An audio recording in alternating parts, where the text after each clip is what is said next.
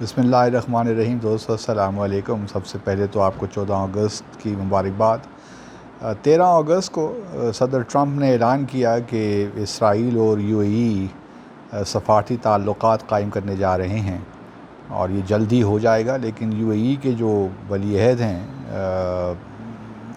मोहम्मद बिन Ziyad, उन्होंने कहा कि अभी हम यूएई के साथ एक रोड मैप डिस्कस करेंगे कि किस तरह मामलात आगे लेकर चलें, और साथ साथ as a first kind of concession Israel ने ये ऐलान भी किया है कि जो मगरबी के किनारे की जो एनेक्सेशन है वो उसको मुलतवी कर रहा है, उसको बिल्कुल ख़त्म नहीं कर रहा अपने इरादों को।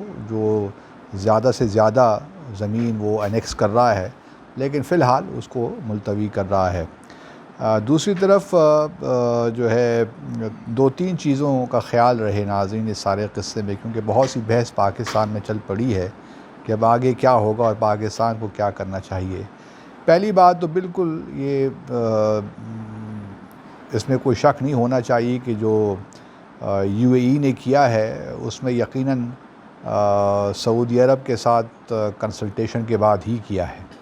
ये हो नहीं सकता कि यूएई ने ये इतना बड़ा इक़दाम लिया हो और सऊदी अरब को कॉन्फिडेंस में न लिया हो। तो बहरहाल ये एक कोलैबोरेशन के साथ हुआ है, और मुझे इसमें भी कोई शक नहीं है कि आइंदा आने वाले दिनों में सऊदी अरब भी जो है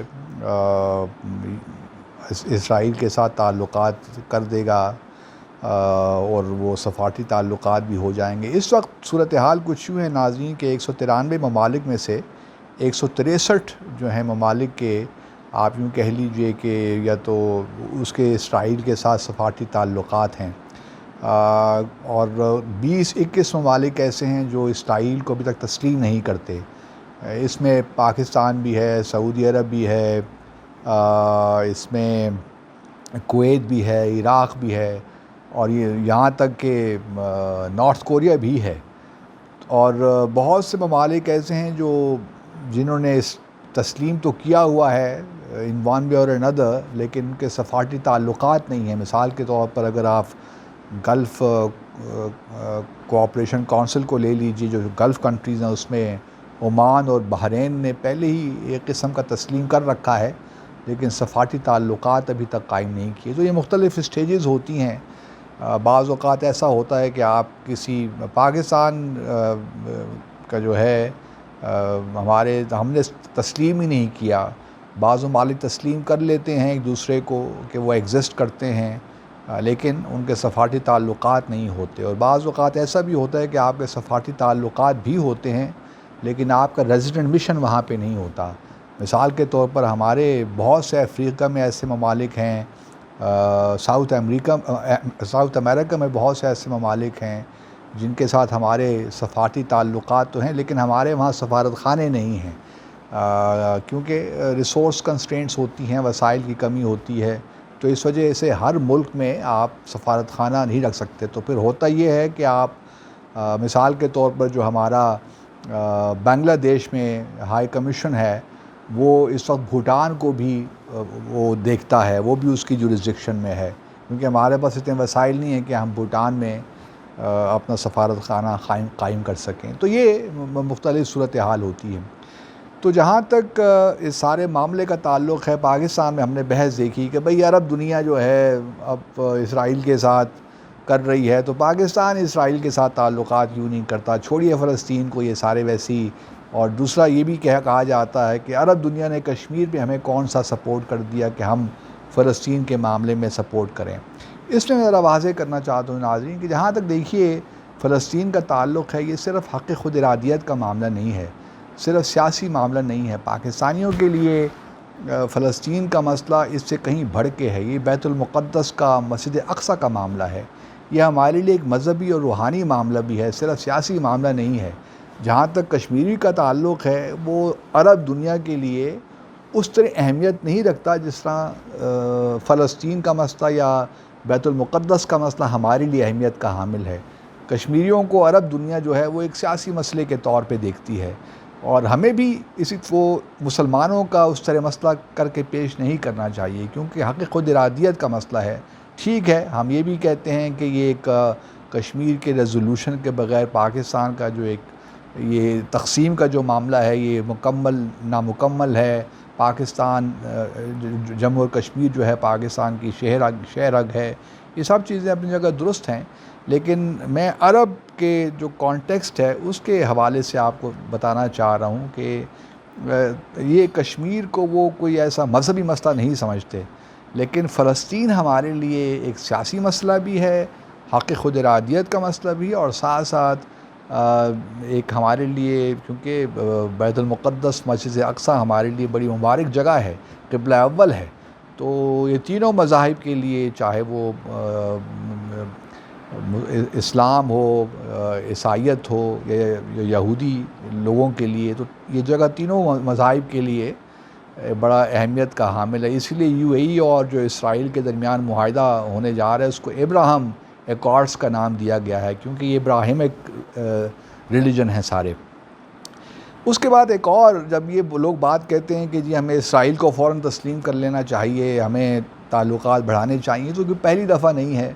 1979 میں بھی جب اسرائیل اور مصر کے درمیان ایکارڈز ہوئے تھے اس وقت بھی یہ باتیں کہیں گئی تھیں. پھر 1994 میں جارڈن اور اسرائیل کے درمیان جب انہوں نے تسلیم کیا تب بھی یہ باتیں ہو رہی تھیں کہ پاکستان کو کر لینا چاہیے. پھر ایک وقت آیا جب پریزیڈنٹ مشرف نے 2005 میں، آپ کو یاد ہوگا کہ ہمارے جو اس وقت کے فارن منسٹر تھے قصوری صاحب، ان کی ملاقات بھی ہوئی تھی اپنے اسرائیلی ہم منصب کے ساتھ استنبول میں. یہ میرے خیال میں 2 ستمبر 2005 میں یہ ہوئی تھی. اور اس کے بعد پھر جب پریزیڈنٹ مشرف امریکہ گئے تھے UNGA کا سیشن اٹینڈ کرنے، 11 یا کچھ ستمبر کا دن تھا، 20 یا 22، تو وہاں پہ انہوں نے امریکن جوئش کانگریس سے بھی خطاب کیا تھا. یہ بھی ایک اپنی نوعیت کا. تو ہمارے ہاں بھی یہ کوششیں جاری رہیں کہ کچھ لابی ایسی تھی کہ اسرائیل کو ہمیں تسلیم کر لینا چاہیے، کیونکہ عرب دنیا کشمیر پہ، میں سمجھتا ہوں کہ ہمیں ایک اصولی پوزیشن لینی چاہیے. اس کے بعد میں بات کرتا ہوں. لیکن ساتھ ساتھ یہ بھی کہا جاتا ہے کہ جی اب ہمیں، چونکہ عرب دنیا نے ہمیں کشمیر پہ سپورٹ نہیں کیا، تو ہمیں ایک نیا الائنس بنانا چاہیے، ایک نیا بلاک بننا چاہیے.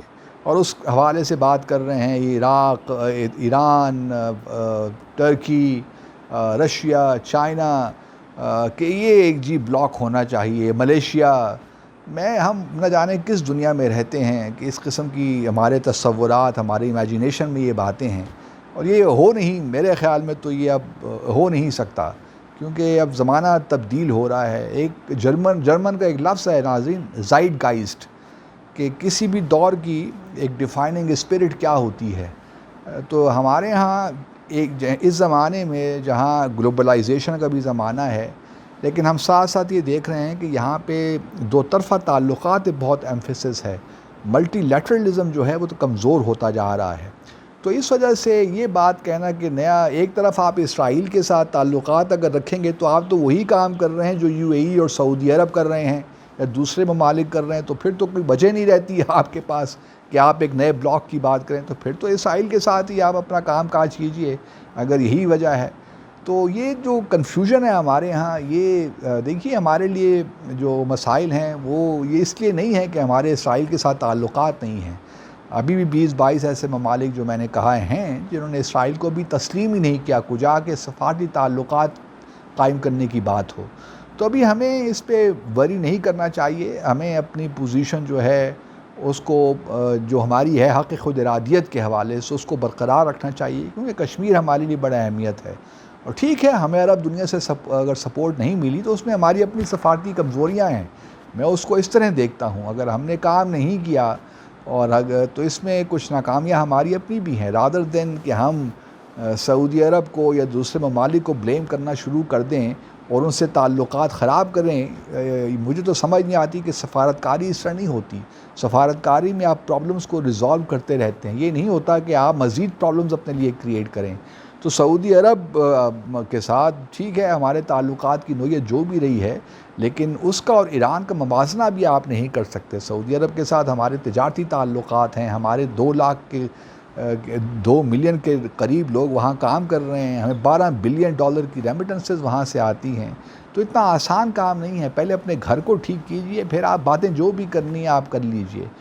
تو اس وجہ سے بڑے احتیاط کے ساتھ چلنے، اور میرے خیال میں کہ دفتر خارجہ نے جو کل اپنی اسٹیٹمنٹ ایشو کی ہے اس مسئلے کو لے کر، وہ بڑی مناسب اسٹیٹمنٹ تھی کہ ہم فلسطین کے مسئلے کو حق خود ارادیت کے تناظر میں ہی دیکھتے ہیں۔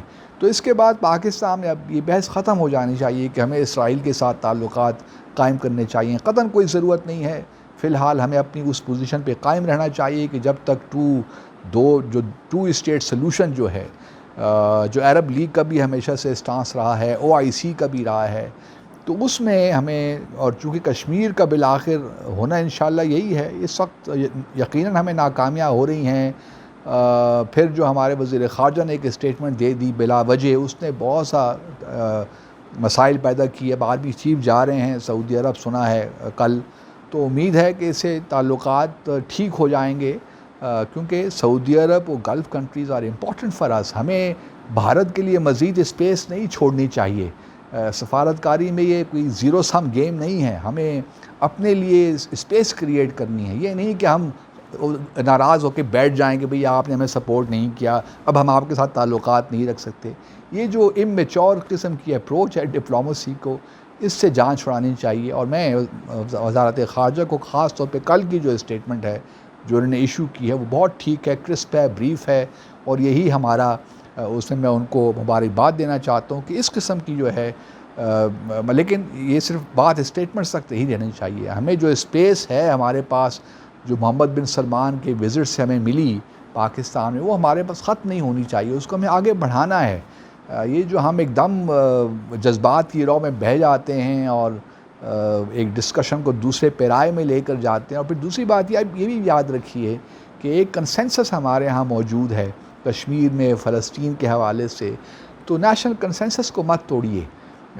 یہ جو ہے اہم ایشو ہیں، ان میں ہم وسرلی جو ہے ریئیکٹ ہمیں نہیں کرنا چاہیے، ایموشنلی ریئیکٹ نہیں کرنا چاہیے۔ ایموشنز آر امپورٹنٹ، لیکن بہرحال جو کام بھی ہم کریں سوچ سمجھ کے کریں، اور ابھی کوئی جلدی نہیں ہے۔ ابھی دیکھتے ہیں سعودی عرب کیا کرتا ہے، قطر کیا کرتا ہے، اس کے بعد کویت کیا کرتا ہے، عراق کیا کرتا ہے، جنہوں نے ابھی لیبیا کیا کرتا ہے۔ تو یہ بہت سی چیزیں ہیں کرنے کی، اور اسرائیل سے تعلقات قائم کر کے ہمیں کوئی فائدہ بھی ہونے والا نہیں ہے، یہ بھی آپ یاد رکھیے۔ فی الحال جو جس طرح معاملات چل رہے ہیں ان کو دیجیے، لیکن جو اسپیس اپنی ہے عرب دنیا میں، اس کو بڑھانے کی کوشش کیجیے۔ کوئی ایسا اقدام مت لیجیے جس سے آپ کی اسپیس مزید شرنک ہو۔ یہ سفارتکاری نہیں ہے، بلکہ میں تو اس کو کہتا ہوں کہ یہ ایک معاملات کو مزید بگاڑنے والی بات ہے۔ آپ سب کا بہت بہت شکریہ۔